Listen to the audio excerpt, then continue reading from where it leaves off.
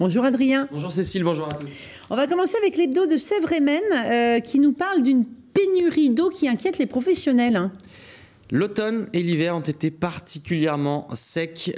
Du coup, on enregistre un déficit de 70% dans les rivières du vignoble. L'hebdo de Sèvres et Maine consacre une double page à ce souci. Depuis le début des relevés dans le vignoble en 1940, le mois d'avril de cette année se situe au 9e rang du mois le plus sec. Alors la situation est préoccupante, mais pas encore critique. C'est ce que nous explique l'hebdo cette semaine. Néanmoins, si la situation se confirme, la préfecture pourrait placer rapidement le département en état de vigilance et appeler bien sûr au civisme des habitants pour qu'ils luttent également contre le gaspillage. Justement, de leur côté, les collectivités s'organisent pour entretenir peut-être un peu différemment leurs espaces verts avec pourquoi pas des systèmes de paillage pour limiter les arrosages ou encore du goutte à goutte.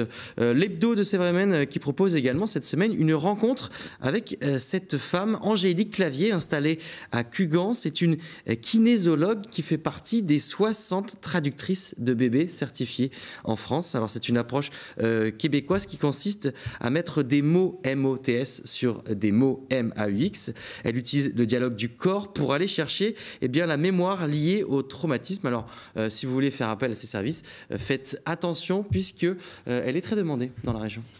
Allez, Ouest France maintenant pour un défi à vélo. On a aperçu une petite image d'un monsieur qui se lance dans plus de 1000 km à vélo. 1350 km, c'est la distance que veut parcourir Marcel Soriot. C'est la distance en fait entre Valence en Espagne où il habite et Nantes, sa ville natale. Alors pourquoi il s'impose ça à 52 ans ?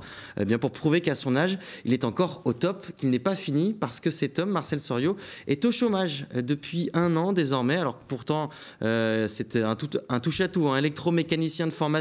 Il a été magasinier, commercial et depuis 1 an, il ne trouve plus rien. L'idée de son périple, qui doit s'achever le 14 juin à Nantes, c'est attirer l'attention des employeurs sur sa situation.